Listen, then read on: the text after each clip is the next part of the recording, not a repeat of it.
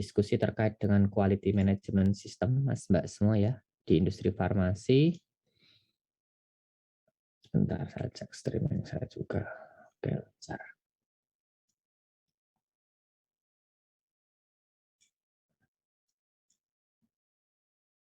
Oke, di quality management system nanti Mas Mbak, mohon maaf nih kuliahnya saya gabung ya Mas Mbak ya. Biasanya saya pisah jadi 2, tapi ini saya gabung karena biar efisien saja Mas Mbak ya.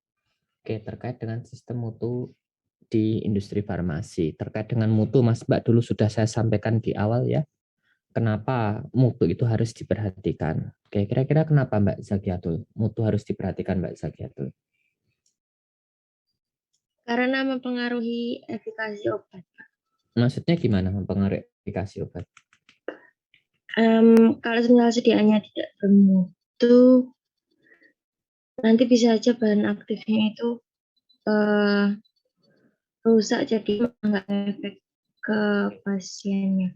Oke, Mas, ingat nggak 5 parameter mutu apa aja Mbak Zakiatul?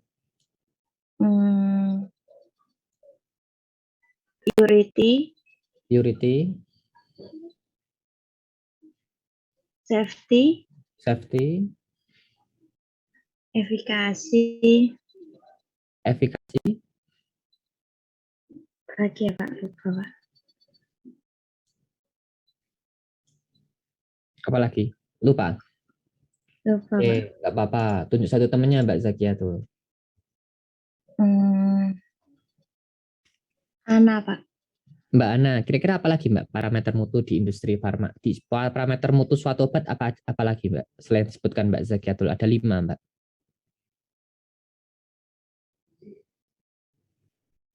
Halo Mbak Ana. Ya, Pak. Sehat? Sehat, Pak. Oke. Apa Mbak parameter mutunya Mbak? Safety, efikasi, purity, identity. Satunya apa ya Pak? Lupa itu Pak. Satunya quality Mbak ya. Jadi ada pergeseran paradigma ya Mas Mbak ya. Safety, quality, identity, purity, and potensi. Jadi ada 5 parameter mutu Mas Mbak. Kenapa mutu itu harus diperhatikan? Nah pertanyaannya sekarang Mas Mbak semua ya. Oke, kenapa ketika kita manufaktur dalam sediaan farmasi itu harus sama semua, begitu loh Mas Mbak ya. Oke, Mbak Ana tunjuk satu temannya Mbak Ana. Syifa Pak. Mbak Siva, kira-kira kenapa Mbak Siva? Kenapa kok kalau kita manufaktur suatu sediaan farmasi itu harus sama semua? Biar nanti keterimaan ke pasiennya gitu bisa tepat gitu Pak, dari efikasinya. Maksudnya keterimaan pasien bisa tepat gimana? Kan pasien tuh nggak mikir Mbak, sediaan yang dijual di toko A, toko B nggak mikirnya dapat sediaan gitu aja. Gimana Mbak Siva? Ya itu kan kalau misalkan ada kesalahan gitu nanti bisa dituntut juga. Selain itu kalau di manufaktur itu kan udah ada kayak pedomannya gitu Pak. Jadi kayak harus sama. Kalau misalkan beda-beda nanti ada masalah gitu. Gini, jenengan sepertinya belum nangkep Mbak. Kenapa kok ketika suatu sediaan farmasi di manufaktur itu harus sama? Begitu loh Mbak. Misalkan saya produksi sekarang, besok lusa nanti itu sama terus gitu Mbak. Kira-kira kenapa Mbak? Ya iya Pak, karena kan dari industri farmasinya itu kan udah ada kayak aturannya dari sana gitu, harus sama biar memenuhi dari itunya aturannya gitu. Oh gitu, oke. Ya biar ditambahkan temanmu aja Mbak Siva, tunjuk satu temannya Mbak Siva. Diahanin Pak. Mbak Dianin, kenapa harus sama Mbak? Biar kualitasnya itu sama terus seragam dari satu produksi yang lain. Oke, biar reliable Mbak, bahasa kerennya Mbak Dianin ya. Ya, jadi biar reliable, efeknya konsistensinya itu biar itu terjamin mutunya, begitu makanya harus sama. Oke, pertanyaannya Mbak Dianin, bagaimana cara menjamin agar semua sediaan itu sama Mbak?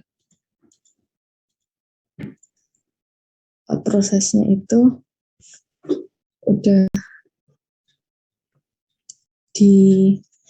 tertulis gitu Pak, setiap prosesnya. prosesnya tertulis gitu. Apakah dengan proses yang tertulis bisa menjamin semua sediaan sama?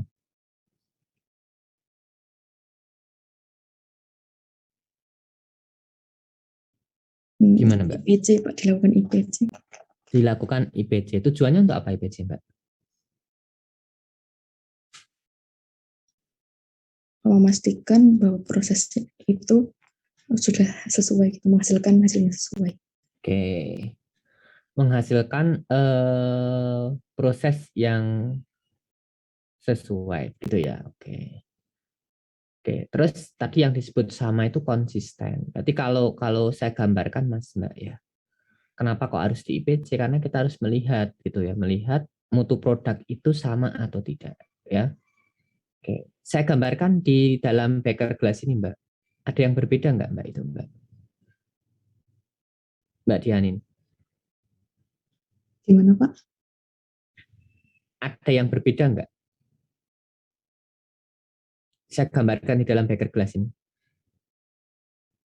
Oh, ada. Yang berbeda apa? Itu ada yang warnanya beda.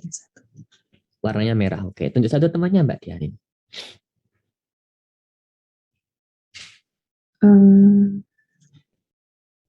Andre, Pak.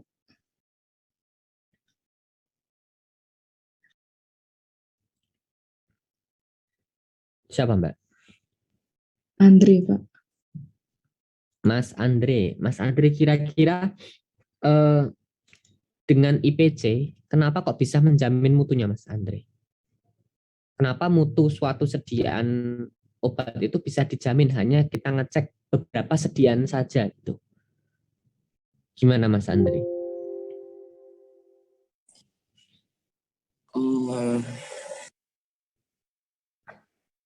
Karena kan kalau kita pakai proses yang sama, jadi kalau buat IPC untuk beberapa sediaan aja itu berarti bisa mewakili semua sediaan gitu, meskipun mungkin nggak 100% semuanya sama. Oke, saya gambarkan ini sediaan steril ya Mas Mbak. Saya gambarkan sediaan steril. Gini Mas Andre, saya hanya nyempling yang saya silang-silang ini Mas Andre. Ya, nah, oke. Terus yang lingkaran merah ini Mas Andre, itu terkontaminasi mikroba. Injeksi sediaannya. Pasiennya mati nggak Mas Andre nanti? Kalau dapat yang itu.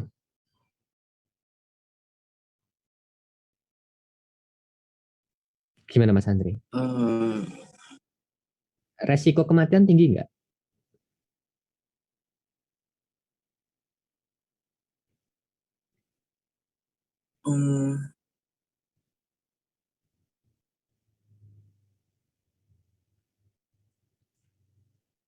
Gimana? Iya Pak. Ya, oke. Itu kok di industri farmasi, Mas Mbak semua ya, itu penting sekali. Penting sekali terkait dengan apa? Sistem mutu suatu sediaan farmasi. Kenapa? Karena industri farmasi itu manufaktur banyak sediaan, ya banyak sediaan Mas Mbak ya. Nah, karena kita hanya melakukan sampling dalam bentuk IPC, kayak dalam bentuk evaluasi, sehingga tidak semua sediaan itu kita lakukan evaluasi. Kira-kira Mas Andri kalau semua sediaan kita lakukan evaluasi, jadinya apa Mas Andri?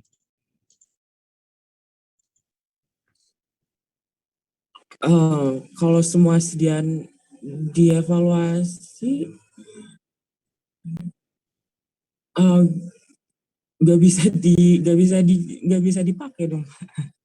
Oke, nggak bisa dijual Mas Mbak ya. Jadi industri farmasi itu ketika sampling itu harus bisa menggambarkan mutu dari semua sediaan yang ada. Jadi oleh karena itu Mas Mbak, manajemen mutu suatu sistem di industri farmasi itu sangat penting sekali begitu ya.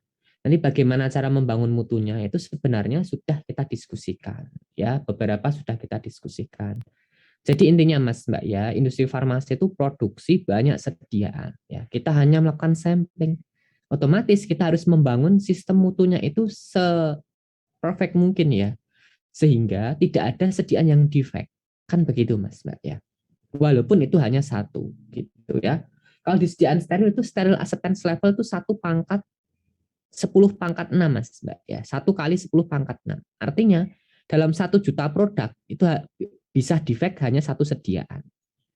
Padahal industri farmasi bikinnya kurang dari 1 juta, berarti nggak boleh ada sediaan yang defect kan gitu ya untuk sediaan steril. Oke. Jadi Mas Mbak semua terkait dengan sistem mutu industri farmasi ini ada paradigma baru ya bahwa quality has to be designed and built during the entire of the manufacturing processes. Artinya mutu dari suatu sediaan itu harus kita rancang Mas Mbak. Kita rancang dan kita bangun ya seluruh selama proses manufaktur. Proses manufaktur itu tidak hanya produksi loh Mas Mbak ya, tapi perancangannya juga ya. Oleh karena itu Mas Mbak ya, di dalam regulasi ini International Conference on Harmonization ICH Mas Mbak ya, itu mengembangkan terkait dengan harmonisasi dari pharmaceutical quality system yang diaplikasikan itu menyeluruh terhadap life cycle produknya ya, yang ditekankan pada apa? Pendekatan terintegrasi berbasis pada quality risk management dan science kan gitu ya. Ini adalah konsep dari quality by design yang kemarin sudah kita diskusikan gitu ya. Kemarin saya tanya industri farmasi Mas ya, waktu S1 Lokakarya itu ya. Saya tanya, mahasiswa saya ajari ICH Q8, ICH Q9, Q10, Q11. Di industri farmasi digunakan enggak? Jawabannya apa Mas? Ada yang tahu? Mas Andri tunjuk satu temannya Mas Andri.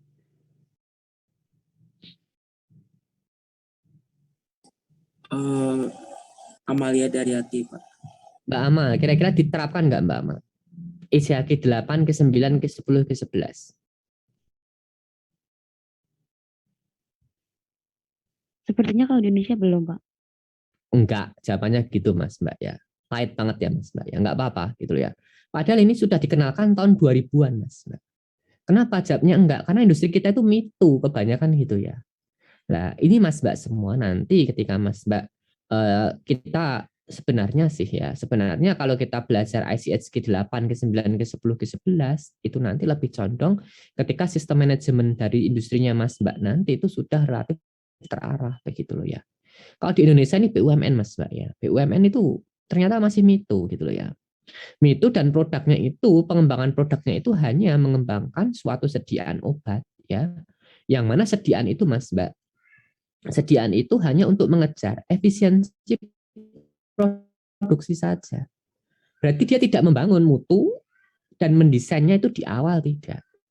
Karena obat-obat yang walaupun yang digunakan mitu harusnya bisa kita rancang gitu loh ya.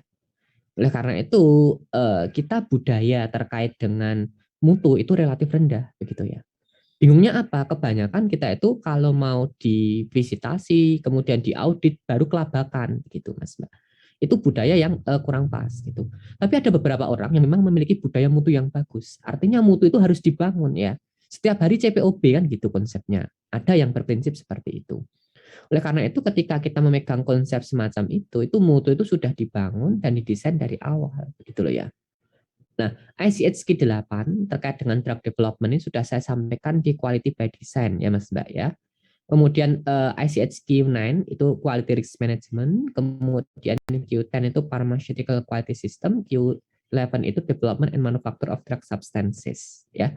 Ada beberapa ICH ini Mas Mbak ini yang saling menunjang terkait dengan sistem mutu suatu sediaan farmasi atau sistem mutu industri farmasi gitu ya. Kalau di CPOB Mas Mbak ya, sistem mutu itu padahal paling penting, tapi deskripsinya paling singkat, Mas. Ya, nah, karena menerapkan mutu itu sebenarnya ya gampang-gampang susah, karena kita butuh konsisten saja, gitu loh ya. Yang mutu itu adalah yang konsisten kan, gitu ya. Tadi ya kita diskusikan di awal bahwa sediaan mutu itu yang konsisten, yang reliable kan, gitu. Di awal mutunya bagus, di akhir juga mutunya bagus. Oleh karena itu, Mas Mbak semua, kenapa BPOM kita itu suka memberikan surat cinta? Karena industri farmasi itu kadang penjaminan mutunya nggak bagus, Mas Mbak ya. Sering sekali, Mas Mbak ya. Saya banyak cerita abu-abu, Mas Mbak, di industri farmasi ya. Mau yang abu-abu tua sampai abu-abu muda pun ada, Mas Mbak, ceritanya terkait dengan mutu ya. Banyak sekali yang nanti memang perlu kita benahi, terutama nanti ketika Mas Mbak semua ya itu jadi apoteker. Akan tetapi karena konteks yang konsep out itu Mas Mbak itu susah diubah Mas Mbak. Karena orang-orang yang terdahulu itu susah mengubah kalau sudah nyaman. Repotnya semacam itu. Itu yang barrier utama Mas Mbak. Barrier utama untuk peningkatan mutu di industri farmasi. Itu ya Mas Mbak ya. Oke. Dari quality by design ini Mas Mbak ya. Ini sebenarnya itu integrasi antara pharmaceutical development, quality risk management, kemudian development and manufacturing of drug substances, pharmaceutical quality system. Intinya Mas Mbak semua membangun mutu pada suatu produk selama pengembangan ya, ini adalah hal yang paling penting ya Mas Mbak. Karena konsepnya di sini ya, membangun mutu tidak hanya kita membangun QTTP, kemudian kita hanya membangun menyusun CQA tidak. Tapi implementasi mutu itu gimana ya? Karena begini Mas Mbak, menjamin mutu itu biayanya lebih mahal daripada manufaktur.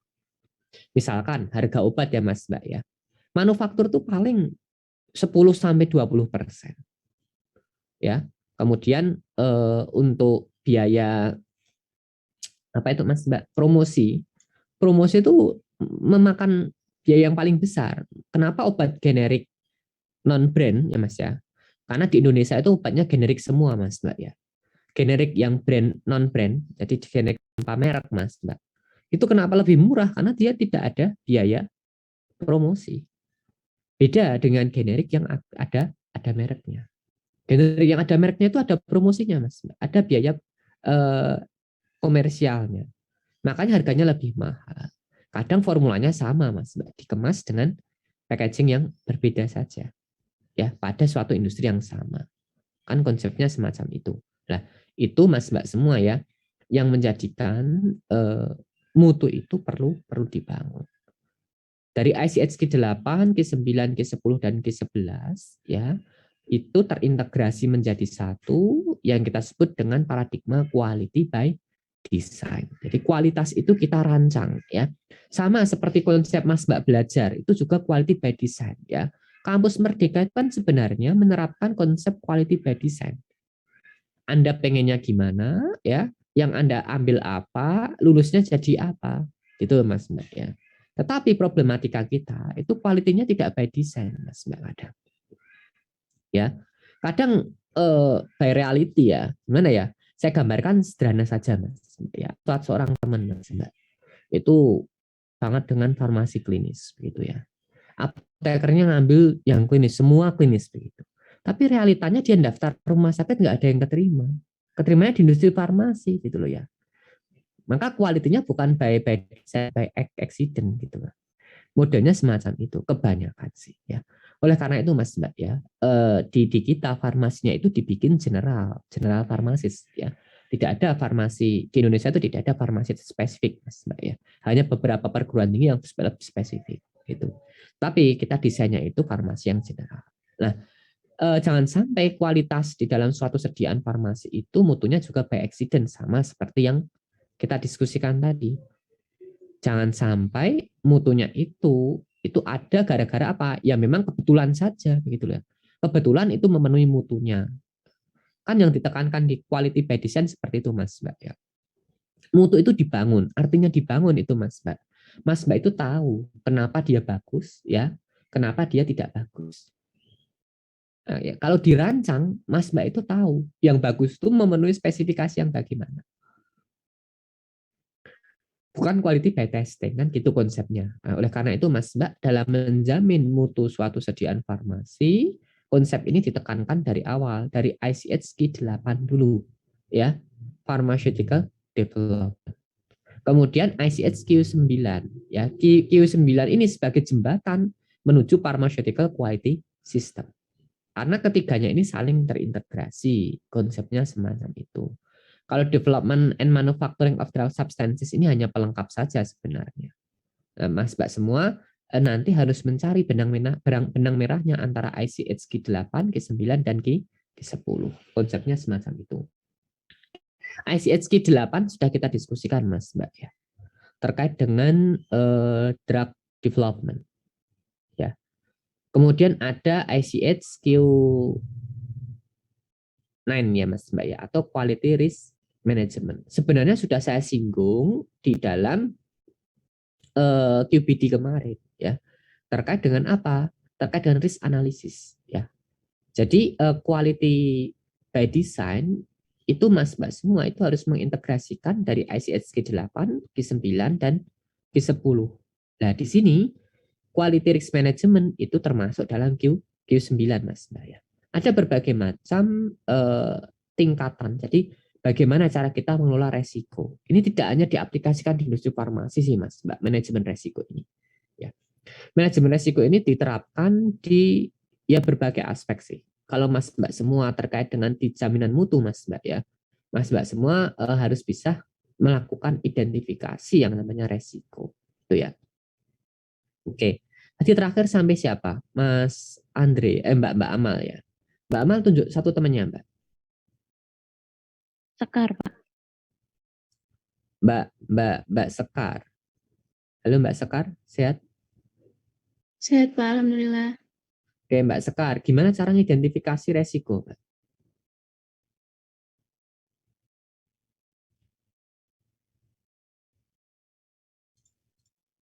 Resiko dalam apa ya Pak? Resiko dalam manufaktur Mbak. Defek suatu sediaan atau misalkan cacat produk itu kan resiko juga. Gimana Mbak? Mungkin Identifikasi resiko. identifikasi lihat dari deviasi sebelumnya Pak mungkin. Lihat dari deviasi sebelumnya. Kalau belum pernah manufaktur.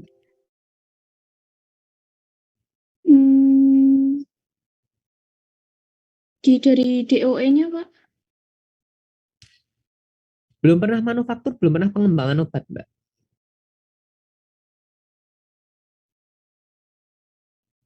Ya, kalau dari ininya Pak, kan ada desainnya terus ada dilihat dari proses kritisnya gitu bisa nggak Pak? Dilihat dari proses kritis. Iya. Maksudnya gimana Mbak itu Mbak? Lihat dari proses kritis itu. Jadi kan tadi udah ada desainnya ya Pak ya dari di awal. Nah itu pasti kan udah ada metode-metodenya terus dilihat dari setiap proses tuh setiap metode tuh dilihat proses kritisnya gitu Pak. Oke, terus cara identifikasinya? Oh ini beresiko tinggi, ini tidak, gitu gimana? Pakai Ishikawa bukan Pak? Oke, pakai Ishikawa ya, root Ishikawa. cause analysis boleh Mbak ya. Oke, sebentar. Mbak Amal tunjuk satu temannya lagi Mbak.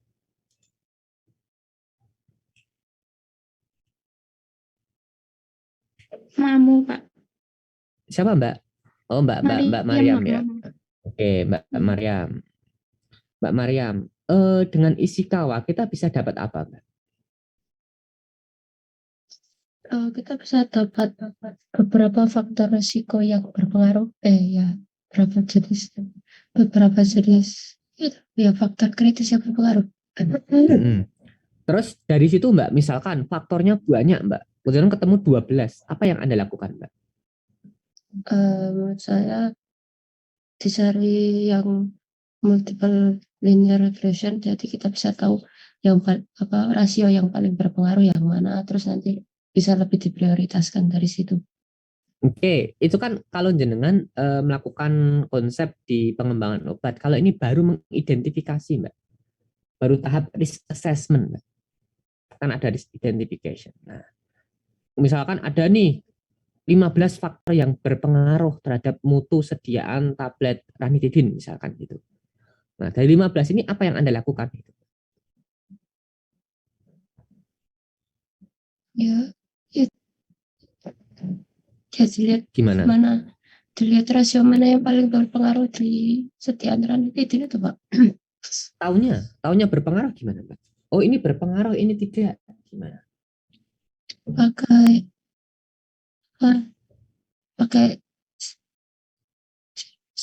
ya dari regresi. Regresi? Nggak bisa Mbak. Kita nggak ada datanya untuk meregresi. Datanya kita hanya diagram Ishikawa kok yang diberikan sama Mbak Sekar tadi. Misalkan ada 15 faktor yang mempengaruhi baik di proses atau material.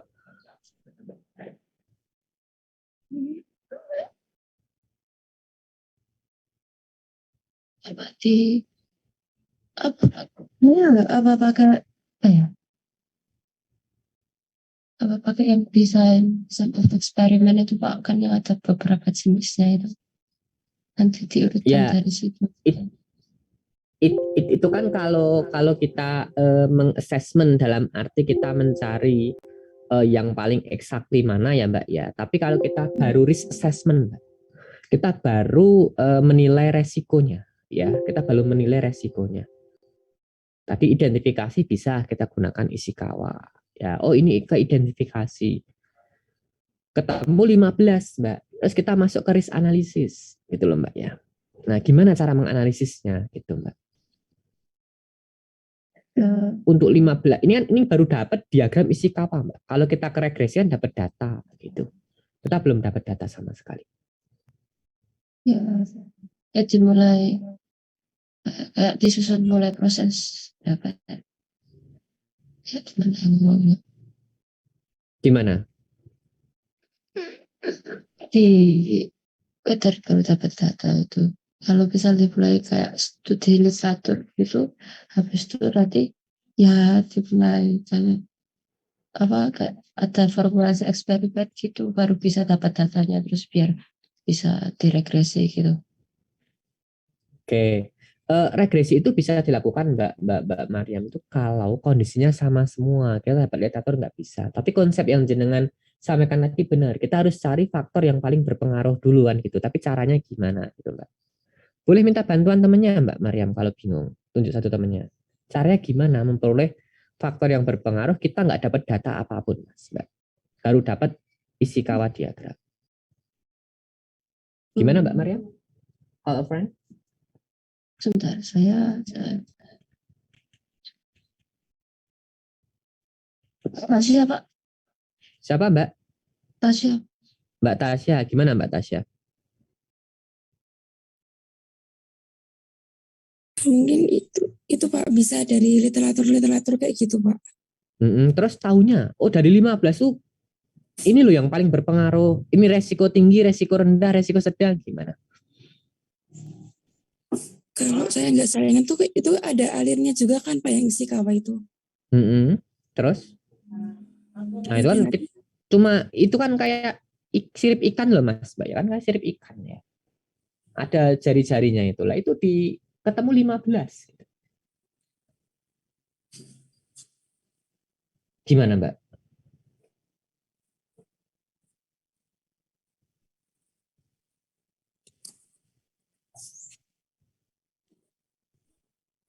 Sama Gimana, itu mungkin bisa dilihat dari kemungkinannya kayak gitu Pak.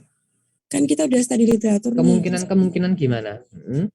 Dari studi literatur itu kan nanti kan kayak mungkin ada kayak permasalahan yang dibahas gitu kan Pak. Nah itu mungkin bisa dicek lagi dari diagram Ishikawanya kita itu yang paling banyak terjadi itu yang mana kayak gitu Pak.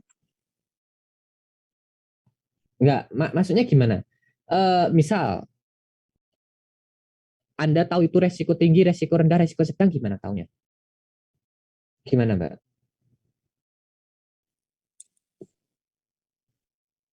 Ini bisa dilihat dari efeknya juga kali Pak. Gimana Mbak? Bisa dilihat dari efeknya juga Pak. Efeknya, maksudnya efeknya?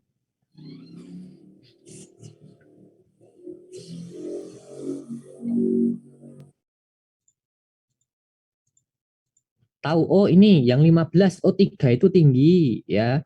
Oh 10 ini sedang, oh 2 ini rendah misalkan. Kita tahu itu dari mana Mbak?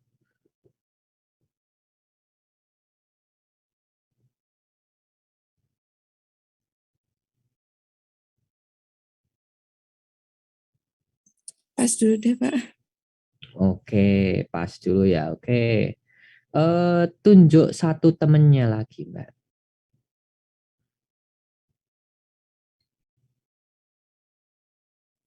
Vina Pak. Siapa Mbak? Vina. Mbak Vina, gimana Mbak Vina? pakai itu Pak, fractional design itu yang kalau macam-macam kita mau gitu. development produk Mbak ya. Hmm. Ini risk analysis Mbak, beda konsep ya Mas Mbak ya, beda konsep. Ketika kita mengembangkan obat ya, mana yang paling berpengaruh itu nanti kita akan assess ya. Tapi ketika quality risk management itu kita menilai resiko. Resiko itu tidak hanya dari produk juga Mas Mbak ya. Jadi ini skopnya lebih luas daripada pengembangan produk begitu.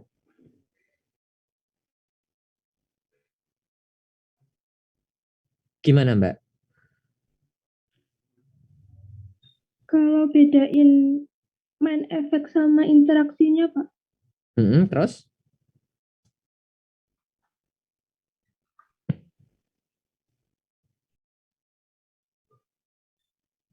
Gimana Mbak?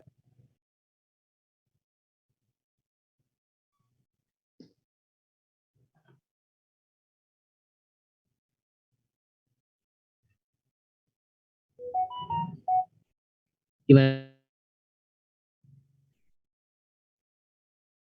Di screening CPP sama CMA-nya Pak.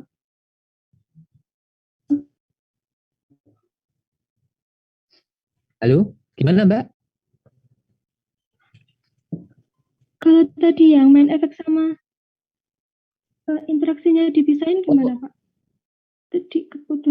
Itu kan kalau kita main di regresi Mbak ya. Kalau kita di pengembangan produk bisa, kita develop yang semacam itu bisa Mbak. Tetapi kalau di quality risk management nggak bisa. Karena mutu ini Mbak, ini bisa quali, bisa kuanti gitu loh ya. Yang menyebabkan bisa quali, bisa kuanti. Bingung Mbak Pina? Sekali lagi Mbak, tunjuk satu temennya Mbak.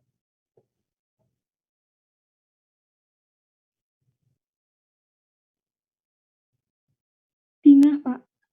Mbak Pinga, terakhir Mbak Pinga. Gimana Mbak Pinga? Caranya Mbak Pinga? Kita melakukan analisis dari suatu resiko Mbak.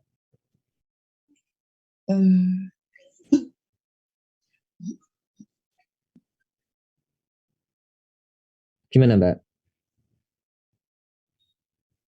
Mungkin kita tadi kita udah dapat beberapa faktor dari isi kawal tadi, dapat beberapa faktor kritis yang berpengaruh. Nanti kita nyari yang paling berpengaruh itu dengan cara kayak mengaitkan antara satu faktor dengan faktor yang lain gitu Pak. Nanti jadi interaksi atau enggak kayak gitu mungkin. Oh gitu ya. Oke. Bukan gitu Mas Mbak ya. Caranya gampang. Dari 15 resiko itu Mas Mbak ya, jenengan petakan tergantung dua parameter ya. Dua parameter. Apa? Probability. Ya. Yang kedua itu severity. Berarti tergantung kemungkinan dan keparahan. Ya. Nanti ini dibikin matriks Mas Mbak. Ya. Dikasih tingkat. Contoh ya Mas Mbak ya, ada yang 3, ada yang 5. Industri farmasi bebas ya. Misalkan tinggi dikasih 3 ya, sedang dikasih 2, rendah dikasih 1. Severity juga sama Mas Mbak ya, keparahan juga sama. 3, 2, 1. Nanti dibikin matriks. Ya, nanti ada 9 blok Mas Mbak ya, karena 3 kali 3 matriks ya. Dari situ nanti jangan golongkan. Oh, ini yang faktornya 3 kali 3 9, masuk yang 9 ya. Oh, 3 kali 2 6, masuk yang sedang begitu. Nah, itu cara melakukan analisis resiko, Mas. Jadi yang tadi identifikasi resiko sudah, kemudian risk analysis sudah, ya. Caranya dibuat sistematis, tergantung probability sama severity. Kenapa dua parameter ini yang digunakan, Mas Mbak ya? Probability itu menggambarkan itu intensitasnya, dia sering atau tidak, ya. Kalau tingkat intensitasnya tinggi, sudah kita kasih bobot tinggi. Artinya resiko ini menyebabkan tingkat defect yang tinggi gitu. Ya, kalau probability-nya rendah kita berikan bobot 1. Kalau severity itu ke impact Mas, Mbak, pengaruh terhadap mutunya. Pengaruhnya besar tidak? Ya. Yang bisa paham ini Mas, Mbak, ini yang paham terkait dengan product knowledge. Ya. Yang paham product knowledge siapa? Ya Mas, Mbak semua nanti sebagai apoteker. Makanya Mas Mbak semua ya, orang-orang di QA Mas Mbak. Ini yang kerja di QA ya Mas Mbak ya. yang kerja di QA. Di QA itu Mas Mbak, kelihatannya duduk di depan komputer terus, tapi mikir kenceng Mas Mbak. Kenapa bayarnya mahal? Begitu loh Mas Mbak ya. Karena menganalisis setingkat ini, begitu loh ya. Nah, ini terkait dengan risk analisis. Kemudian evaluasinya gimana? Sebentar, ini saya clear dulu ya Mas Mbak ya. Biar Mas Mbak enak. Ini probability saya simbolkan P Mas Mbak ya. Kemudian severity saya simbolkan warna hijau aja. Saya simbolkan S atau gini ya Mas Mbak ya. Ini saya kasih kode 3, 2, 1 ya Mas Mbak ya. Ya ini juga sama. 3, 2, 1. Nanti 3 kali 3 ini 9 ya Mas Mbak ya. Kemudian ini kan 6. Ya ini 6 ya. Ini 3, ini 2.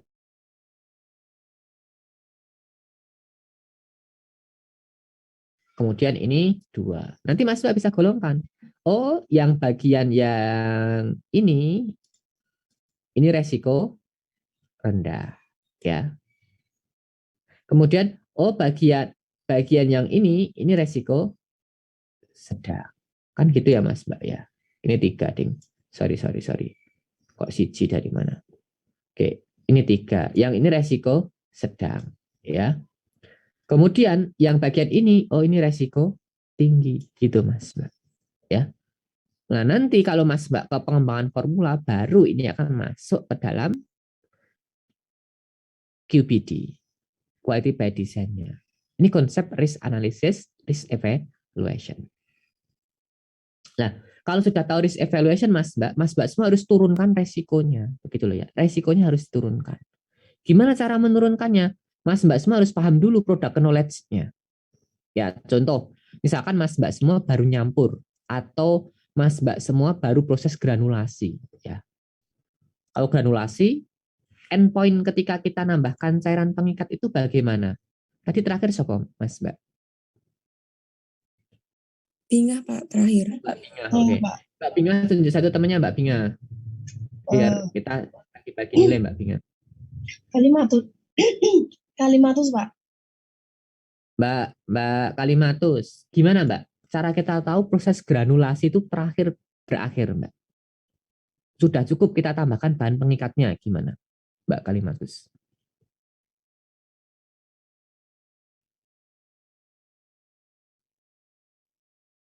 Halo Mbak Kal? Ada nggak Mbak Kal? Halo Pak, bentar. Oh ada. Gimana Mbak Kal?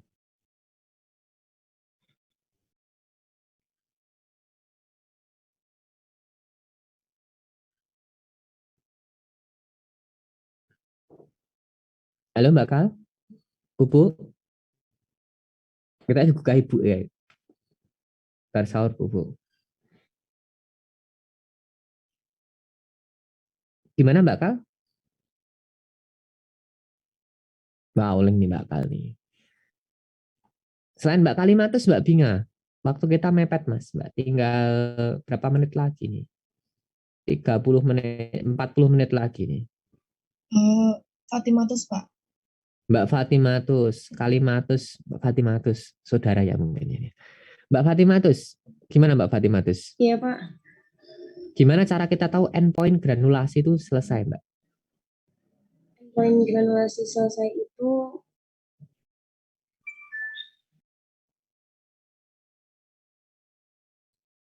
Gimana Mbak?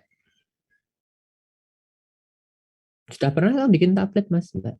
Dulu sama Pak Rofi kayaknya. Kalau endpoint granulasi itu.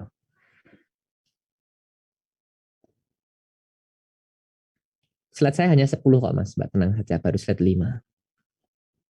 Gimana Mbak Kalimatus? bisa pakai ini Pak, banana peel. Apa Mbak? Halo Pak, kedengeran nggak suara saya? Ya gimana Mbak? Iya, pakai metode banana peel Pak. Banana peel, gimana Mbak banana peel itu Mbak? Diremet gitu. Diremet gitu ya? Terus dipotek itunya. Selain itu Mbak? Selain itu? Apa ya?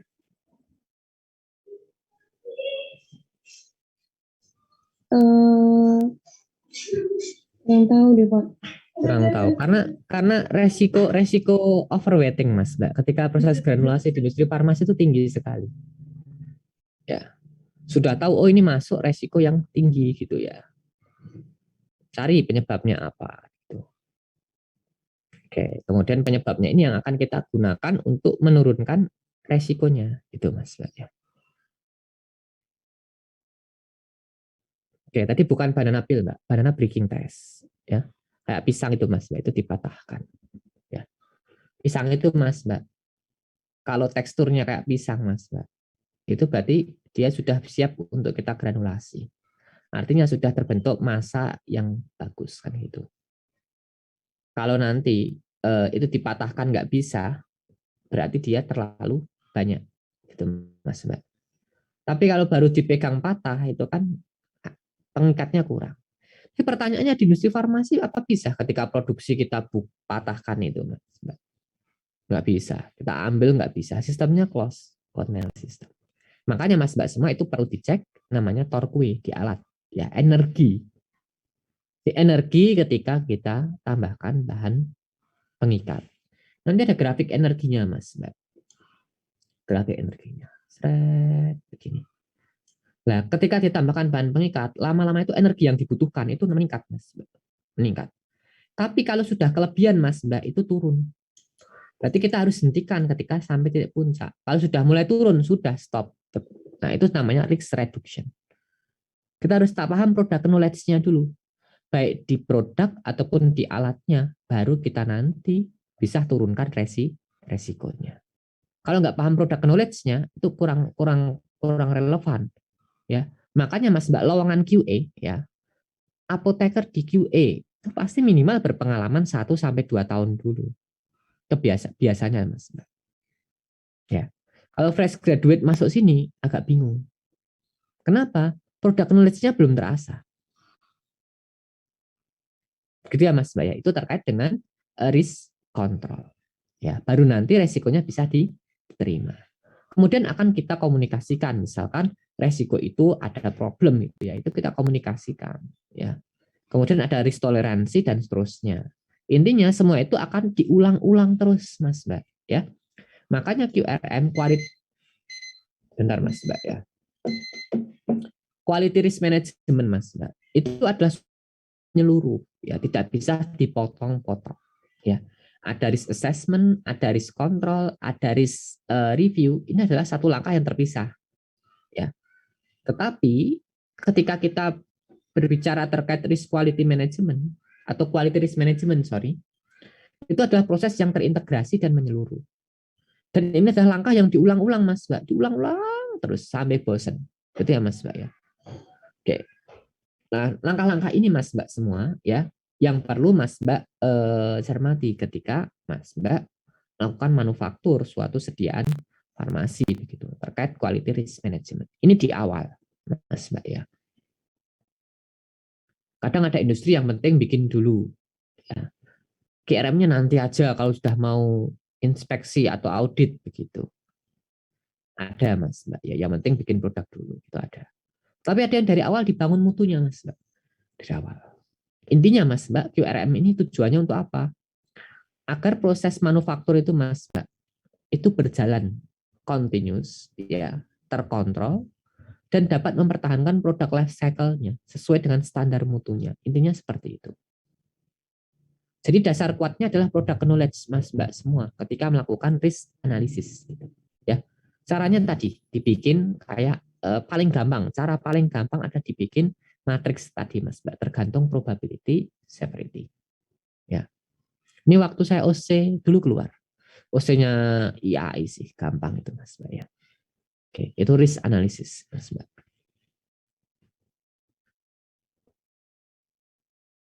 Oke, kemudian kita lanjutkan terkait dengan quality risk management Mas Mbak ya, di QRM ya Mas Mbak ya. Oke Mas Mbak semua bisa lihat ya Mas Mbak ya. Waktu proses pengembangan obat Mas Mbak, life cycle time-nya Mas Mbak lihat. 1/4 1/4 proses pengembangan obat, 1/4 proses life cycle dari suatu produk, Mas Mbak.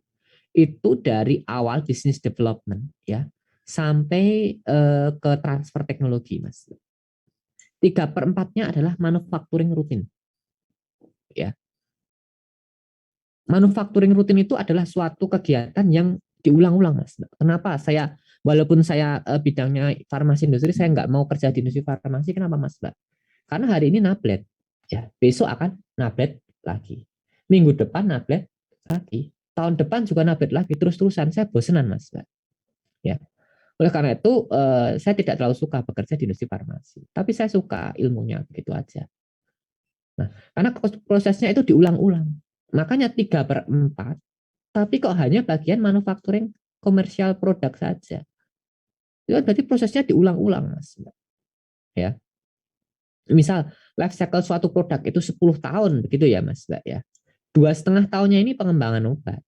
7,5 tahunnya ini adalah manufacturing rutin. Kemarin sudah kita diskusikan ya, Mas Mbak ya. Pengembangan obat dasarnya dari mana? Kebutuhan pasien sama bisnis. Ini harus dimitkan. Ya. Ini melalui riset ya. Nanti bagian business development ini yang akan merancang ini kebutuhan pasien sama bagian bisnisnya. Kalau pasiennya butuh tapi harganya nggak cocok, ngapain industri farmasi produksi? Karena kembali lagi, Mas Mbak ya, industri farmasi itu juga profit oriented, gitu ya, berbasis pada bisnis. Semua aja lah, semua berbasis pada bisnis, gitu. Oleh karena itu harus ada apa itu, Mas Mbak, overline-nya, ya, harus ketemu pasien need and business needs-nya. Kalau kebutuhannya ini nggak ketemu ya sudah, nggak akan jadi diproduksi. Ya. Nah, dari sini Mas Mbak, kebutuhan pasien, kemudian kebutuhan bisnis berdasarkan atas riset dan studi Mas Mbak klinis ya, kita tetapkan quality target product profile. QTTP itu di awal. Nah, ketika sudah kita tetapkan QTTP Mas Mbak, kita pindah ke produk desain. Nah, kita desain produknya. Nanti kita tetapkan CQA-nya. Tentunya Mas Mbak semua ya, di dalam sini itu kita akan terapkan quality risk management dari awal sampai akhir. Gitu ya Mas Mbak ya.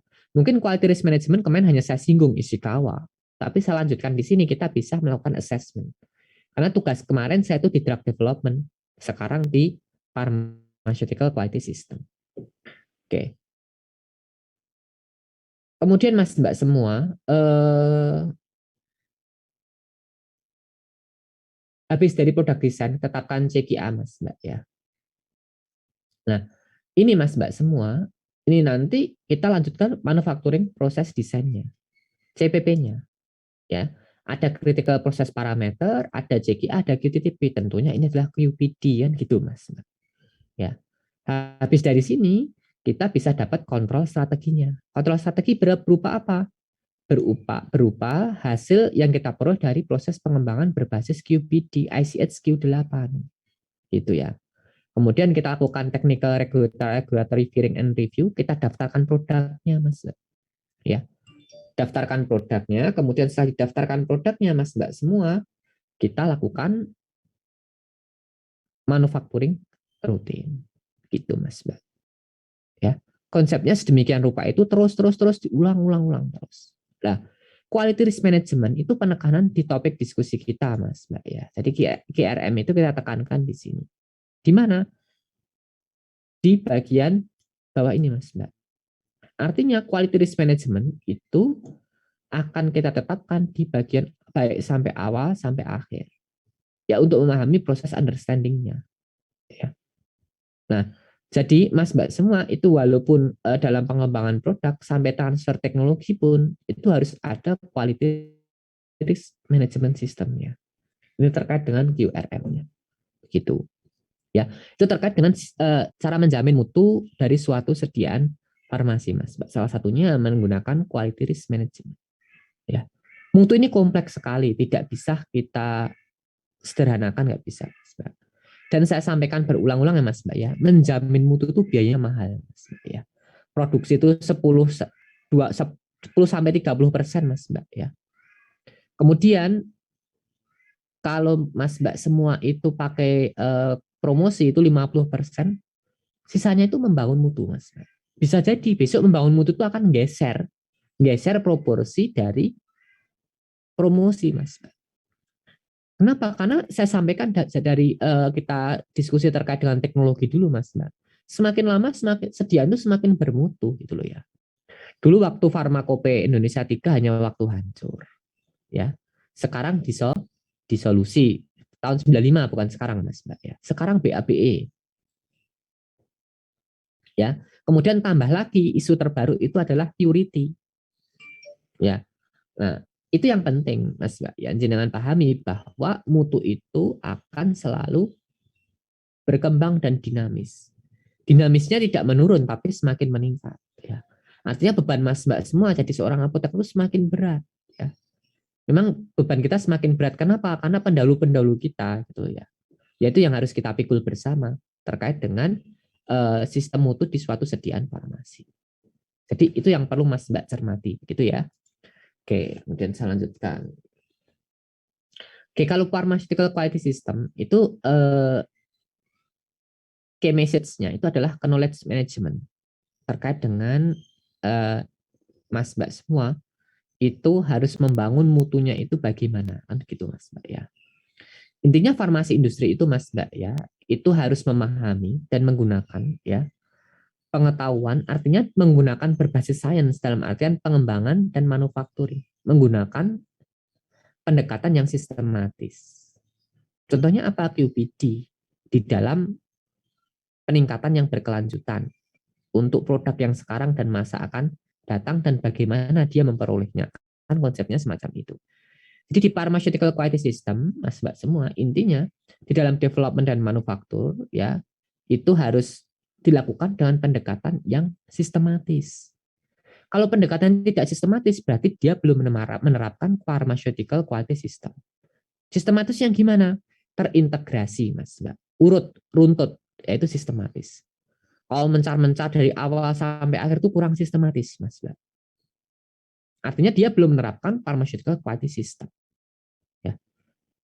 Dan targetnya itu adalah continuous improvement. Peningkatan yang berkelanjutan. Untuk produk dan seterusnya. Bukan produksi produk yang rutin, Mas Mbak. Ya, tapi peningkatan berkelanjutan. Nah, itu yang paling penting. Ya, contohnya Mas Mbak ya, contohnya ini saya berikan contoh Mas Mbak. Ini saya ambil dari presentasinya ICH Mas Mbak contohnya. Oke, dia melibatkan QTTP ketika produk life cycle-nya, baik dalam pengembangan ataupun manufaktur ketika komersialnya. Ya. Kemudian kontrol strategi yang diperoleh di pengembangan itu nanti diterapkan pada produk transfer teknologinya ataupun komersial manufakturingnya.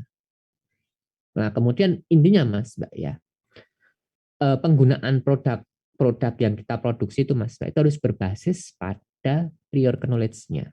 Artinya pengetahuan awal itu harus kita kuatkan terlebih dahulu ketika kita melakukan proses manufaktur itu ya.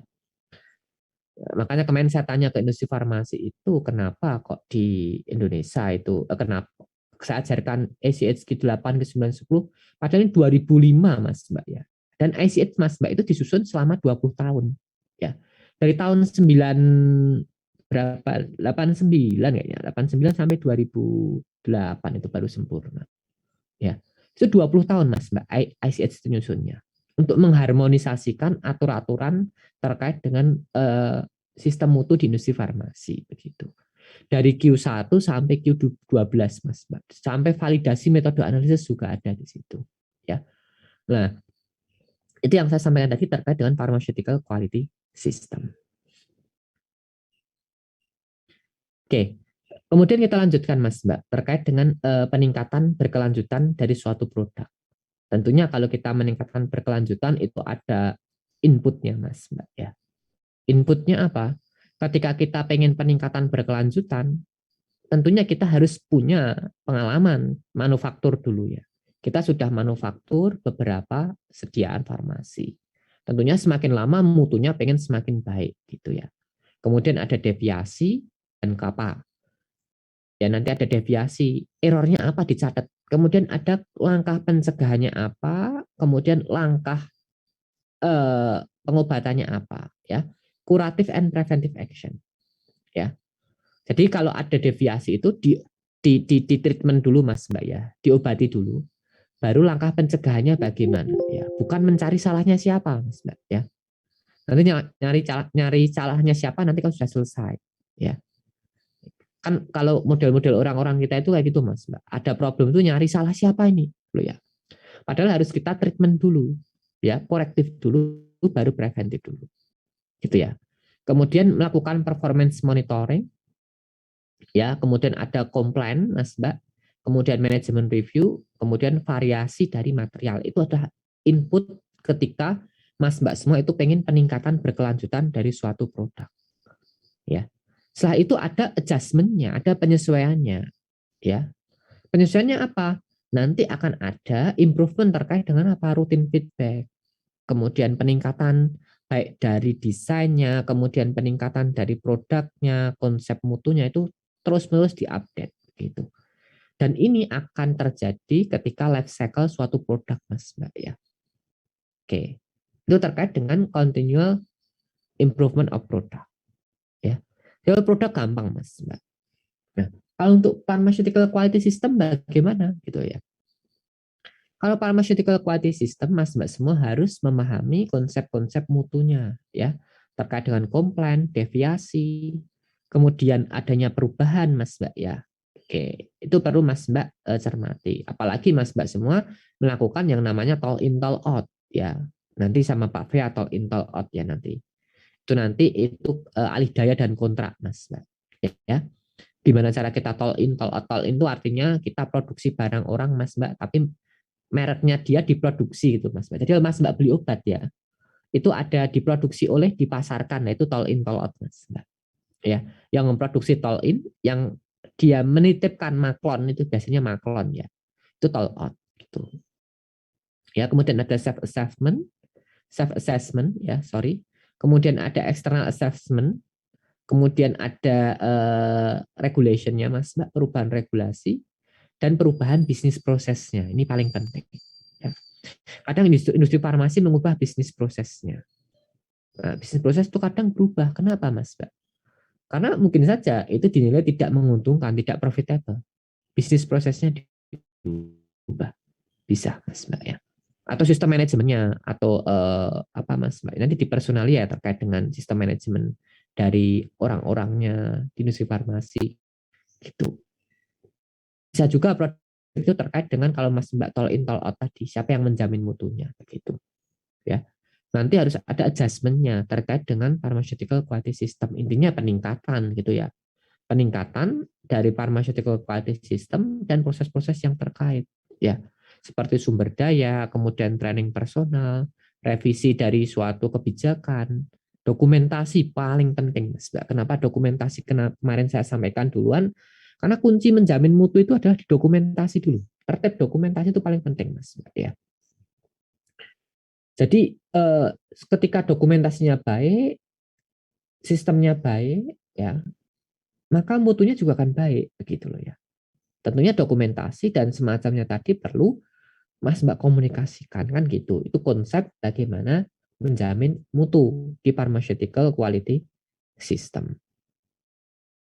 Oke.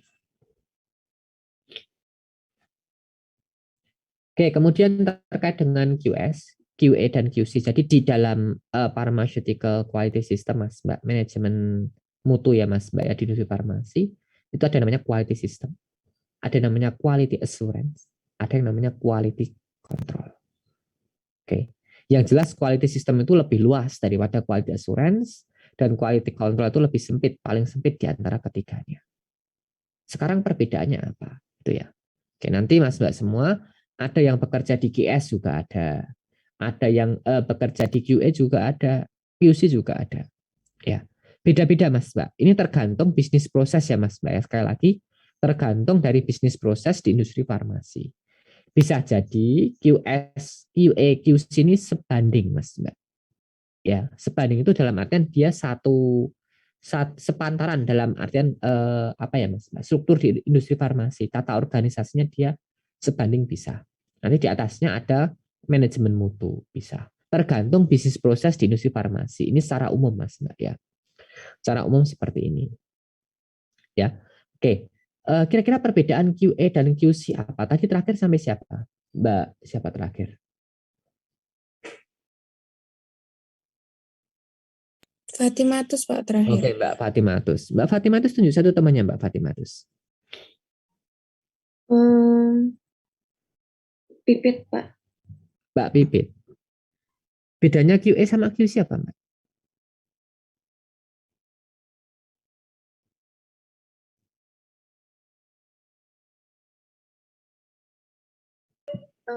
Bedanya QA sama QC itu, kalau QC itu tugasnya buat mengontrol, kalau QA itu buat kayak memastikan gitu Pak, sama Ya, jamin gitu. bedanya apa? Dari pengertiannya sih kontrol, quality control, ngontrol, quality assurance, jamin Mbak, sudah itu Mbak, paling gampang. Tapi beda konteksnya apa Mbak?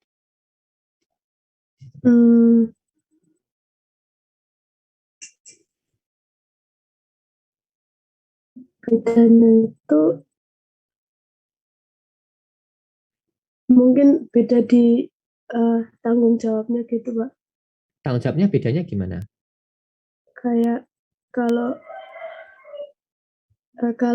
QA itu lebih ke apa ya, bertanggung jawab dalam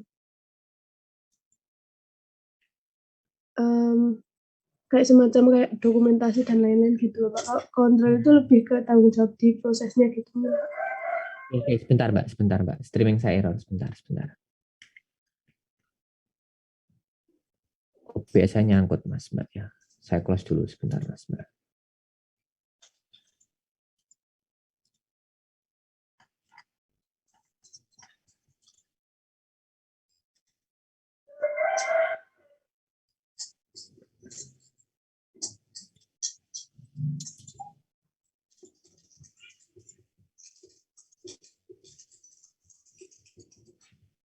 Gimana Mbak Pipit?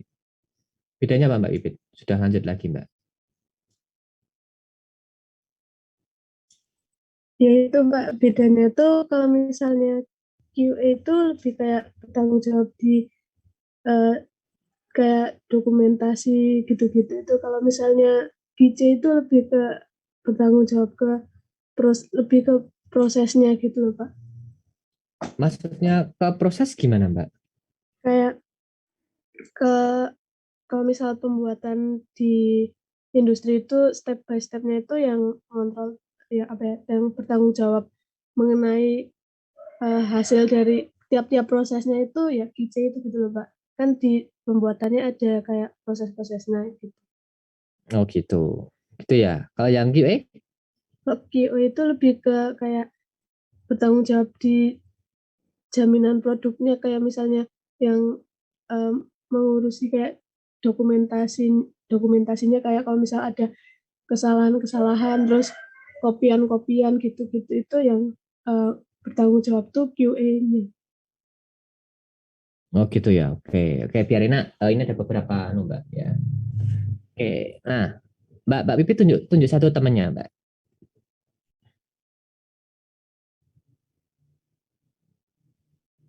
Mei Pak.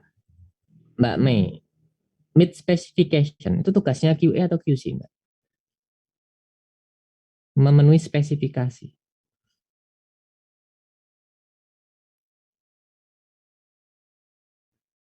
Atau assessment specification itu QA atau QC Mbak?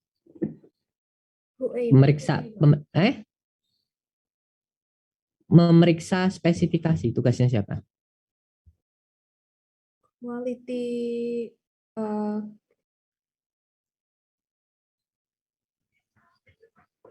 Quality apa Mbak? Dan kenapa? Nah, itu wes. Kenapa Mbak? Mid specification, meriksa spesifikasinya.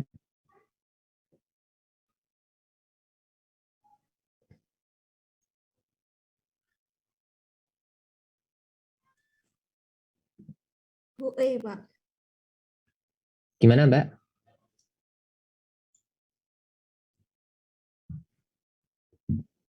Quality assurance. Quality? Assurance. Kenapa Mas Mbak? Sebentar ya Mas Mbak ya. Saya aduh Raisa, pakai HP aja. Saya absen upacara dulu Mas Mbak. Gimana Mbak?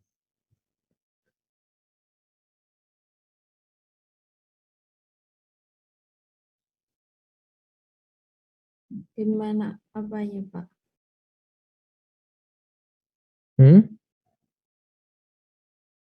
Kenapa kok ini QA Mbak? Mid specification.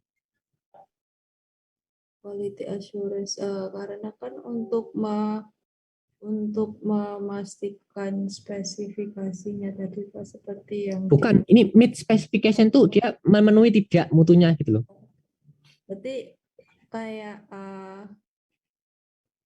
kan tadi seperti yang di BMPP tadi kok untuk quality assurance tadi kan berhubungan dengan apa namanya kayak apa ya yang kayak dokumen-dokumen tadi kapan tadi kan kalau dari dokumen kan bisa dilihat itu memenuhi apa tidak terus yang memutuskan juga itu Pak quality Oh gitu ya. assurance gitu iya. Oke, jadi ini quality control Mbak. Tapi yang benar. Tapi kenapa? Tunjuk satu temennya Mbak Mei.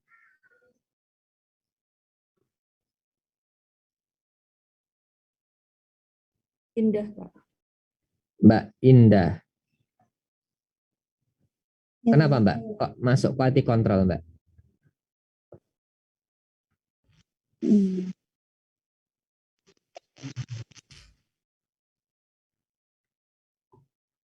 Kenapa Mbak?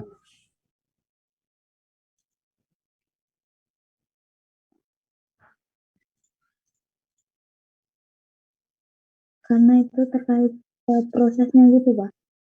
Dari proses terkait proses dari pembuatan produknya gitu. Iya, kenapa dia masuk tugasnya quality control mid specification?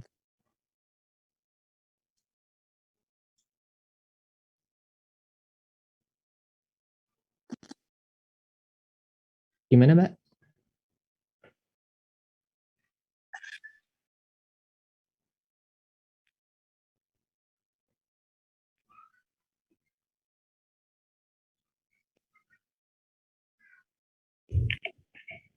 Karena di mid specification itu masih dalam proses memproduksi itu Pak. Oh gitu ya. Oh gitu. Ya karena dia itu menguji spesifikasi Mbak, ngecek ya. Itu tugas salah satu tugas QC itu ngecek spesifikasi Mas Mbak ya. Itu tugas QC gitu ya. Oke. Lanjut. Nah, berarti QA Mas Mbak. Ya, memenuhi spesifikasi, memenuhi persyaratan. Itu tugasnya QA ya. Jadi enaknya Mas Mbak, QC itu ngecek spesifikasi. Gampangnya ya Mas Mbak, ini bahasa sederhana loh Mas Mbak ya. Kalau QA itu memenuhi tidak dengan persyaratan, itu aja udah. Ya.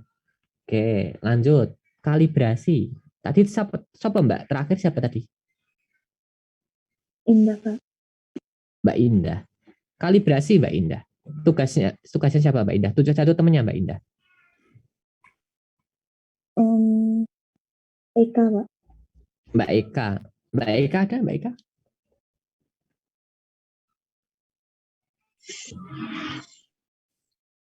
Tugasnya ya. Ya, kalibrasi itu apa Mbak? Kalibrasi apa dulu? Kalibrasi. Kalibrasi itu nyari bentar. Nyari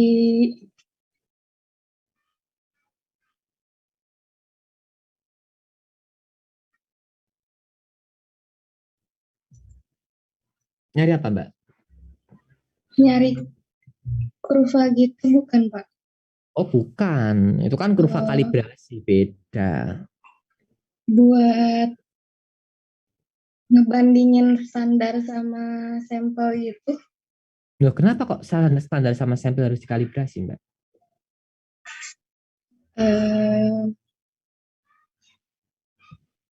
Buat dicek Pak. Buat dicek. Buat dicek, oh gitu ya. Oke, tunjuk satu temannya lagi, Mbak Eka. Kalibrasi itu apa, Mbak? Tunjuk satu temannya biar dibantu, Mbak, biar cepat, Mbak, nanti. Safna, Pak. Mbak Safna, gimana, Mbak? Kalibrasi itu apa, Mbak Safna?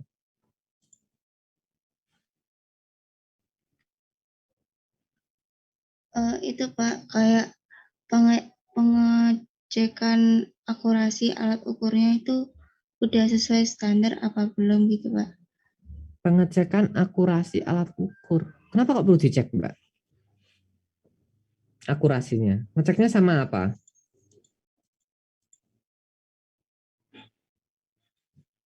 Gimana, Mbak Safna?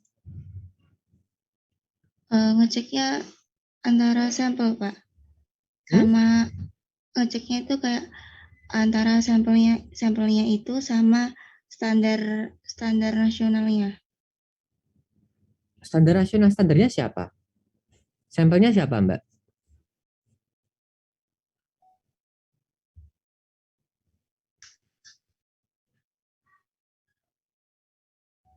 Sampelnya yang kita produksi sama sampel yang udah tersertifikasi gitu Pak. Oke, ya awalnya bener, Mbak, tapi akhir-akhir jenengan oleng, Mbak, ya. Kalibrasi itu, Mas, Mbak, itu hanya untuk alat ukur, Mas. Ya, kita cek dengan standar yang calibrated. Ya, alat ukur apa? Timbangan, pH meter, kemudian termometer, itu dikalibrasi. Ini tugasnya ada yang bagian QS, ada yang bagian QA tergantung industrinya, Mas, Mbak. Tapi job desk-nya masuk QA, quality assurance, bagian kalibrasi. Ya, ini job desk-nya QA. Tapi ada yang dipisahkan sih, Mas. Beda-beda ya, Mas, Mbak. Ini saya sampaikan berkali-kali, Mas, Mbak, ya. Beda-beda ya. Ada yang di bagian kalibrasi sendiri, ada yang masuk di QA. Tapi ini adalah salah satu langkah untuk menjamin mutu, gitu loh, Mas, Mbak. Salah satunya kalibrasi, hanya untuk alat ukur, Mas, Mbak. pH meter, timbangan, kemudian termometer, panjang, ya apa itu alat ukur itu, Mas, Mbak. Semua alat ukur itu Pak perlu dikalibrasi, gitu ya, Mas, Mbak, ya. Kalau misalkan autoclave ya dikalibrasi termokopelnya. Termokopelnya pas nggak alat ukur buat mengukur suhunya itu yang dikalibrasi. Gitu ya. Disesuaikan dengan standar gitu ya. Spektrofotometer itu juga dikalibrasi, Mas, ya. Semua yang alat ukur, Mas, Mbak, ada RR-nya itu perlu dikalibrasi. Ya. Itu pentingnya, Mas, Mbak, semua memahami konsep-konsep ini. Oke. Kemudian, Mas, Mbak, kok nggak muncul? Ayo. Wah, lemot ini. Lemot ini. PPT saya lupa. Sebentar, Mas, Mbak.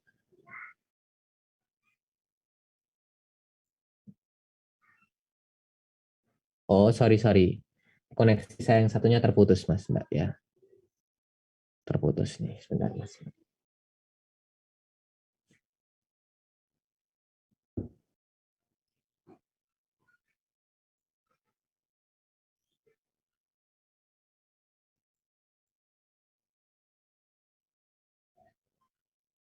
Oh, pedot, Mas, Mbak. Sebentar ya, Mas, Mbak, ya.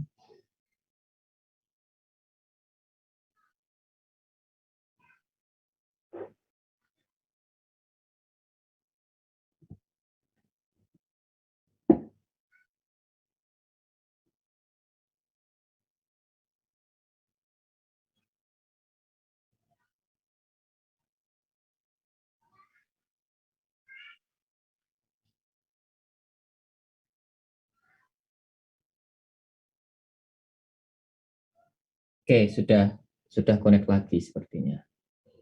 Sebentar, tadi mungkin saya harus screen.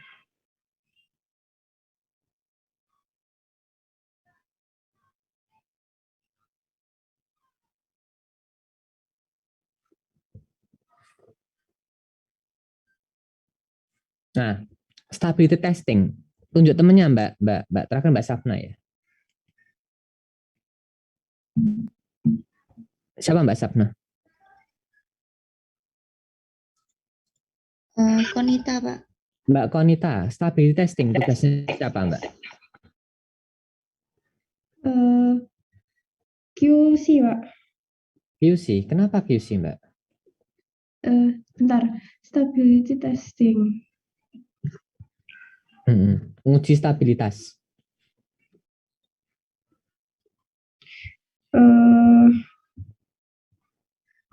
QC. Lah, ya kenapa QC enggak? Karena stabilitasnya, Pak. Nah iya, kenapa gitu loh ya? Ngopo kok itu bagiannya QC gitu loh?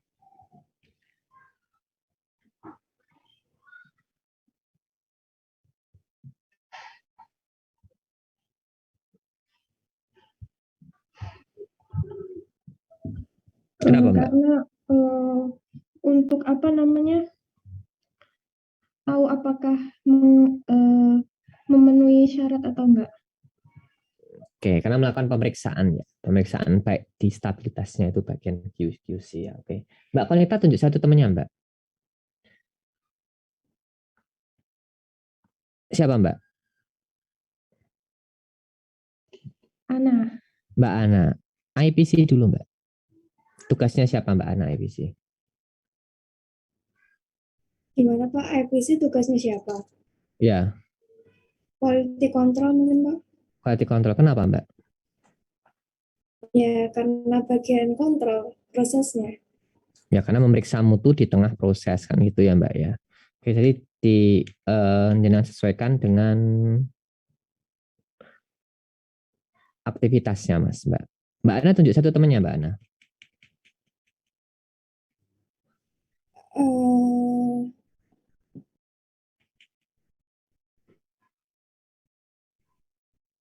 Eta Pak. Mbak Eta. PQR tugasnya siapa, Mbak?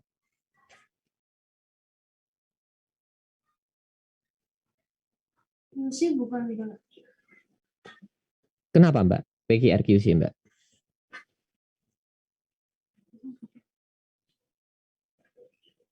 Untuk memastikan produk-produk itu masuk ke standar kualitasnya atau bukan gitu. PQR itu singkatan dari apa, tuh, Mbak?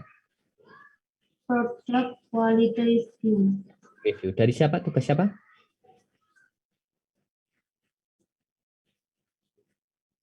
Oh, QE deh Mbak, QE kelihatannya Pak. Kenapa kok QE, Mbak? Karena QE kan tugasnya membuktikan kualitas produknya itu sesuai dengan yang telah ditentukan gitu. Oke, ya Mbak ya, benar Mbak ya. Dia tugasnya QA. PQR itu Mas Mbak itu Product Quality Review. Kalau dulu Mas Mbak namanya APR, Annual Product Review. Ya. Kenapa kok nggak ngikutin yang dulu aja annual? Kalau setahun produksinya hanya 1-2 batch kan repot Mas. Ya PQR itu kita minimal butuh 20 batch. Ya. Nanti kita analisis capability proses ya sama proses capability sama capability prosesnya ya. Kemampuan prosesnya itu nanti kita Mas kita evaluasi CP dan CPK-nya. Kalau nanti di apoteker ya Mas Mbak itu dengan saya di Pharma IT akan saya ajari bagaimana Anda melakukan product quality review gitu ya. Intinya Mas Mbak semua nanti akan kita cek reliabilitas dari produk yang sudah kita manufaktur terdahulu. Ini beda dengan validasi retrospektif beda. Ya bedanya kita cek capability prosesnya. Kalau validasi retrospektif kita cek Mas Mbak. Ya, kalau ini Mas Mbak ya, ini kita cek beberapa batch, tidak hanya 2-3 batch tapi beberapa batch Mas Mbak ya. Beberapa batch 20, 30 boleh. Kita cek reliabilitas dari manufakturnya. Bedanya PQR di situ. PQR itu nguji reliabilitas manufakturnya. Reliable tidak ya.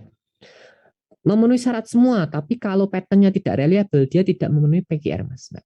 Nanti ada parameter-parameter ketika kita analisis mutu produknya. Itu di product quality review. Itu ya Mas Mbak ya. Dulu namanya APR. Saya singgung-singgung sedikit terkait dengan aktivitasnya.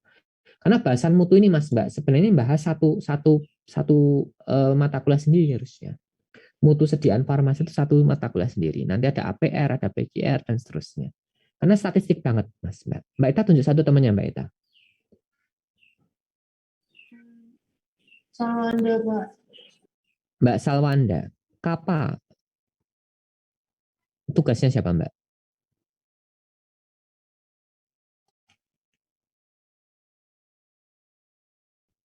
Halo, Mbak Salwanda.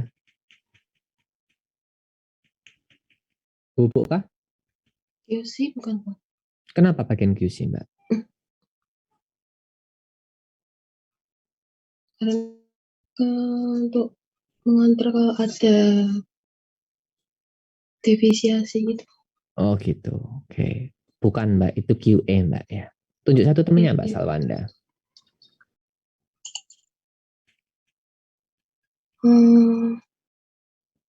Kani ya Mbak, Salsabila kan ya. Mbak Salsabila. Kenapa kapal tugasnya QA Mbak Salsabila?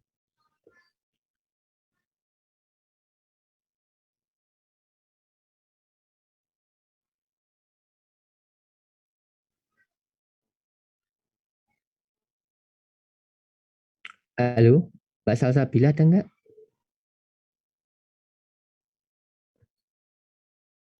Nggak ada Mbak Salsabila Mbak. Tunjuk yang lain Mbak.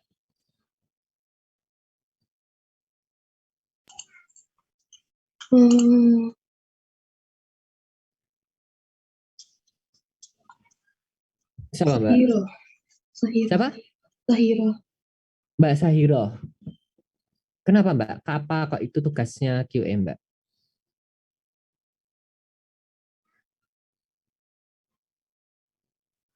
Ya kan itu mengoreksi sama yang preventive action itu, Pak.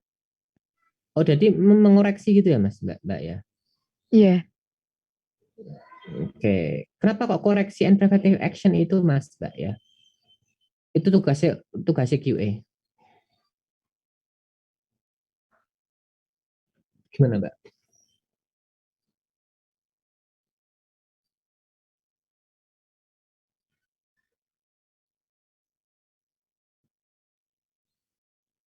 Halo Mbak. Yang memastikan jaminan kan QA, Pak. Nah, ya kenapa kok memastikan kapal itu bisa menjadi jaminan mutu gitu kan? Pertanyaan sebenarnya ke situ Mbak.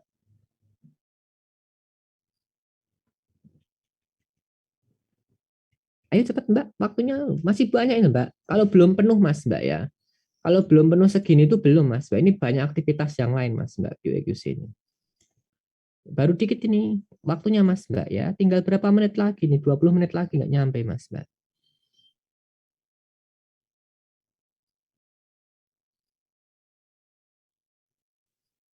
KP itu kan untuk menghindari kesalahan itu, Pak. Nah, kesalahan itu kan nantinya berhubungan sama quality untuk menjamin kualitas produknya. Berarti QA gitu, Pak. Enggak, hubungannya kapal sama mutu gimana?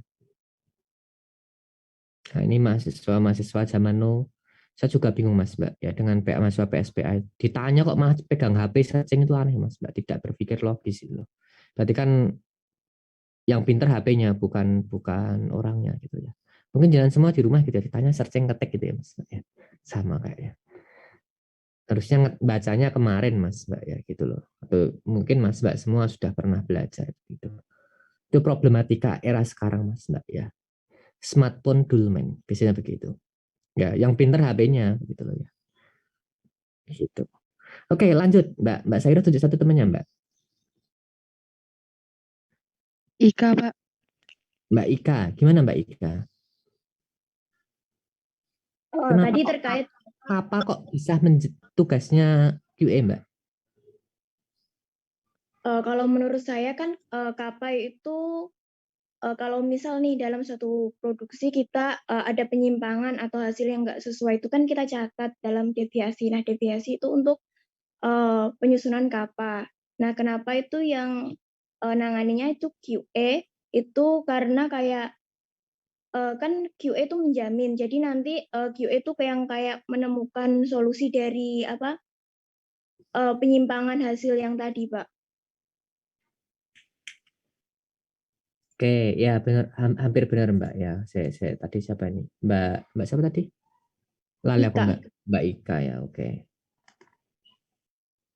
Oke, ya benar Mas Mbak ya. Jadi intinya Mas Mbak semua harus nyambungkan aktivitasnya itu ya disambungkan aktivitasnya dengan fungsinya ya. Karena itu untuk continuous improvement ketika manufacturing itu sekarang dan ke depan itu tugasnya dari QA kan KAPA begitu Mas Mbak. Oke, lanjut Mbak Ika tunjuk satu temannya Mbak. Oh, tadi sudah dijawab sama Mbak Ika ya, deviasi ya. Itu QA Mas Mbak ya. Kemudian COA Mas Mbak. Certificate of Analysis. Mbak Ika tunjuk satu temannya Mbak. Aji, Pak. Mas Aji. COA tugasnya siapa Mas Aji? Quality assurance. Kenapa Mas Aji? Karena quality assurance itu kayak buat prosesnya itu Pak. Apa prosesnya? Terus itu nanti kan apa? Memastikan bahwa apa prosesnya itu berjalan sesuai dengan apa yang telah ditetapkan. COA itu apa Mas Aji? COA itu apa Mas Aji? Certificate of Analysis. Tujuannya buat apa? Buat COA. itu oh ya, analisisnya itu apakah sudah tervalidasi atau belum gitu. Oh gitu ya. Oke. Jadi satu temannya lagi Mas Aji.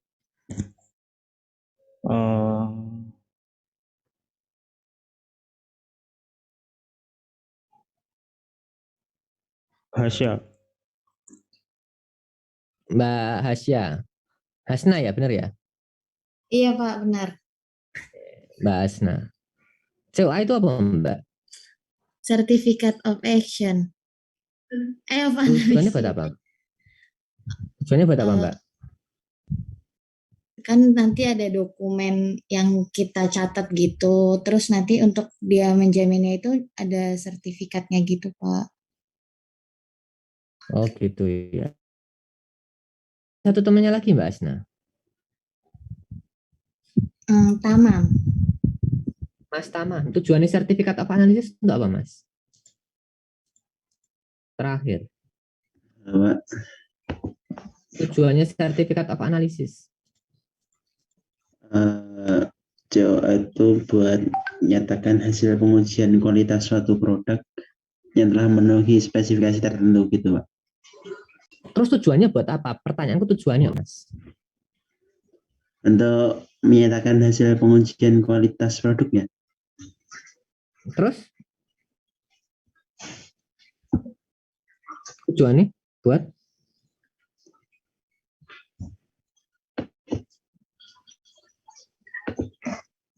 Buat apa Mas Tamam?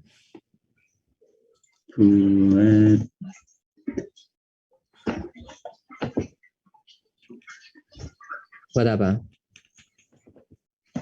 Benar. Oh, bingung toh, padahal jawabannya di awal tidak benar, dibolak-balik bingung gitu Mas Mbak ya. Biar kita ketahui Mas Mbak ya, itu sudah memenuhi spesifikasi atau belum gitu ya. COA itu meet of specification ya. Nah, tujuannya produk yang kita uji itu sudah memenuhi spesifikasi atau belum, tergantung ya Mas Mbak ya. Nah ini kebanyakan salah kaprah. Nih, salah kaprah di mana ketika skripsi Mas Mbak ya. Saya sering ya Mas Mbak. Orang bikin sabun gitu ya. Yang penting ada COA-nya, ambil dari internet gitu Mas Mbak. COA ini bahannya NMR grade, kan aneh Mas Mbak ya. Nggak rasional. Banyak yang seperti itu Mas Mbak ya. Makanya saya tidak jarang sekali melampirkan COA di dalam anak bimbing saya suruh masukkan ke dalam dataset semua, biasanya begitu. Oke, kita lanjutkan Mas Mbak. COA itu tugasnya dari QC ya Mas Mbak, Certificate of Analysis. Ada COO Mas Mbak, Certificate of Origin ya. Ada botanical source juga ya, Certificate of Origin itu untuk biasanya kita pakai bahan-bahan yang berasal dari seperti yang kayak mengandung babi atau intinya kayak kita beli gelatin Mas Mbak. Gelatin itu ada COO-nya. Certificate of Origin-nya. Ini dari babi atau dari sapi, yang namanya Certificate of Origin ya. Ketika di COA Mas Mbak itu banyak sekali ya spesifikasi, tergantung COA apa, ada di bahan baku, ada di produk. Beda-beda Mas Mbak ya. Kalau kontrol kualitas tentunya itu adalah tugas dari QC ya Mas Mbak ya, quality control, sediaan akhir dikontrol kualitas gitu. Mas Tamam, validasi tugasnya siapa Mas Tamam? Tunjuk satu temannya Mas Tamam. Ayo cepat Mas Tamam, tinggal 4 menit lagi Mas, waktu kita Mas.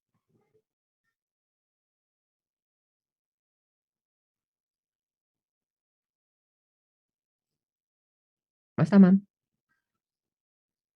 Tunjuk satu temannya. Belum ter-on mic. Beris. Mbak Peris, validasi tugasnya siapa Mbak Peris? Quality assurance, Pak. Kenapa Mbak Peris kok quality QA Mbak Peris? Soalnya dia memvalidasi dari yang kontrol, terus juga kayak memberi assurance kalau yang dicapai itu udah sesuai sama yang dibutuhkan gitu loh, Pak, yang harus dicapai gitu. Ya, karena validasi itu langkah pembuktian, Mas. Ya. Validasi ada apa aja, Mbak Feris?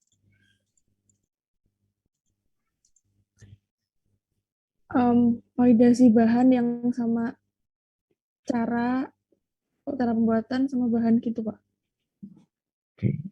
Banyak, Mas, Mbak ya. Ada validasi metode analisis ya, yang melakukan orang QC ya, Mas, Mbak ya. Oke. Kemudian ada validasi proses yang melakukan orang QE, tapi yang assessment tetap orang QA, Mas, Mbak ya. Ada validasi pembersihan ya, ada computerized validation, ada banyak, Mas, Mbak, validasi. Oh ya, COA tadi, Mas, Mbak, itu yang nyusun itu QC, tapi yang ACC, Mas, Mbak, itu QA. Jadi COA tugasnya apa? Bisa QC dan QA gitu kan. Tugasnya berdua. Ya, yang nyusun, yang uji itu QC ya. Yang ACC itu QA. Validasi yang melakukan, yang mengkonsep itu QA, yang melakukan QC, kan gitu, Mas, Mbak ya. Jadi langkahnya terintegrasi. Oke, sekarang kalau kualifikasi, Mbak Beris tunjuk satu temannya, Mbak Beris. Asifa, Pak. Mbak Asifa, kualifikasi yang melakukan siapa, Mbak Beris? Mbak Sifa, sorry. Mbak Asifa.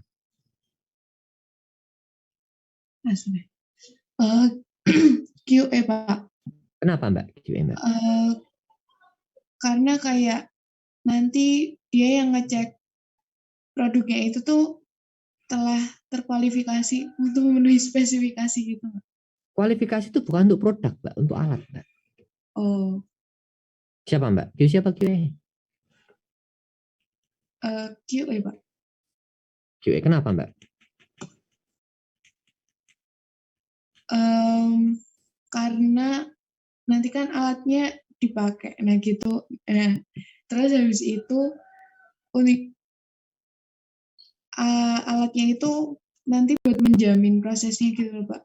Proses apakah sesuai apa enggak gitu. Terus ya itu. Jadi masuknya QA. Oke, ya benar, Mbak. Karena itu sebagai langkah pembuktian juga hampir sama dengan validasi. Mbak Asifa tunjuk satu temannya, Mbak Asifa.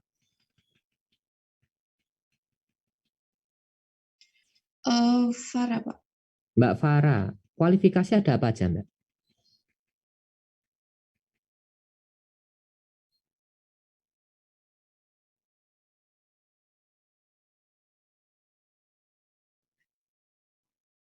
Oh, bukan, Mbak.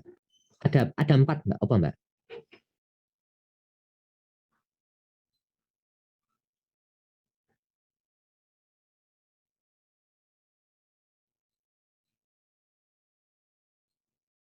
Ada design qualification, ya, DQ.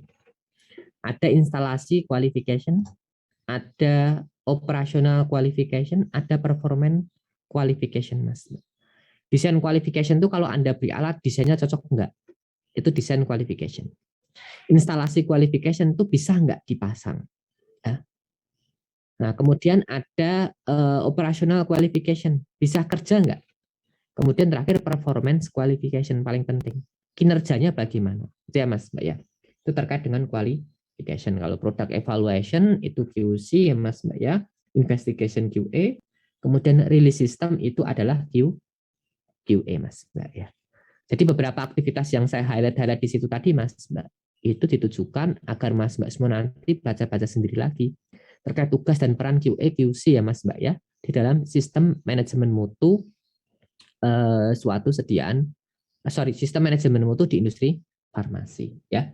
Jadi Mas, Mbak semua terkait dengan highlight saya di sini tadi ya, ini Mas, Mbak semua bisa cermati kembali ya terkait dengan apa aktivitas-aktivitas apa saja yang dilakukan di industri farmasi bagian mutunya ya. Tidak hanya ini, Mas, Mbak, masih banyak lagi. Ini hanya seingat saya saja, saya tempelkan di situ ya. Masih banyak lagi beberapa aktivitas-aktivitas yang bisa jenengan uraikan. Nanti tugasnya siapa, bagian siapa, Mas Mbak harus tahu. Itu tupoksinya siapa. Tugas pokok, tanggung jawab, dan fungsinya siapa. Itu Mas Mbak harus pahami dulu. Ya. Yang penting Mas Mbak sudah mengenal quality system, quality assurance, dan quality control di dalam suatu industri farmasi. Oke, mungkin diskusi kita cukup sampai di sini dulu ya Mas Mbak ya, karena sudah 100 menit kita diskusi. Ya. Nanti kita lanjutkan di kuliah tamu Mas Mbak, ya insya Allah akan kita agendakan di setelah Lebaran Mas Mbak ya, karena kemarin ada beberapa kendala sehingga saya nggak bisa mengurus terkait dengan kuliah tamunya Mas Mbak ya. Oke, selamat melanjutkan aktivitas Mas Mbak semua ya, jangan lupa berbahagia Mas Mbak semua ya. Nanti untuk evaluasinya nanti Mas Sayek yang akan mengagendakan sebelum Lebaran ya Mas ya, kalau bisa ya Mas ya. Biar itu kita Lebaran tuh tinggal kuliah tamu aja gitu. Oke, monggo Mas Mbak semua selamat melanjutkan aktivitas sekali lagi.